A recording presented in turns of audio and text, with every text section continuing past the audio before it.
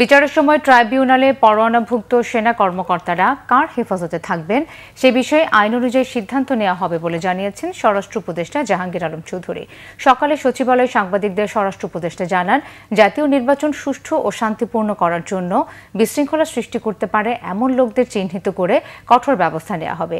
উপদেষ্টা আরও জানান, ঝুঁকিপূর্ণ ভোট কেন্দ্রে সিসিটিভি থাকবে। নির্বাচনকে সামনে রেখে 1.5 লাখ পুলিশকে প্রশিক্ষণ দেওয়া হবে। জানুয়ারির মধ্যে শেষ হবে এই প্রশিক্ষণ। স্বরাষ্ট্র উপদেষ্টা আরও জানান, নির্বাচনের সময় 80,000 সশস্ত্র বাহিনীর সদস্য দায়িত্ব পালন করবে। তিনি বলেন, পাহাড় এখন অনেকটাই শান্ত। ফ্যাসিস্ট বুদ্ধিজীবীরা ইন্ধন দিয়েছিল বলেও মন্তব্য করেন স্বরাষ্ট্র উপদেষ্টা।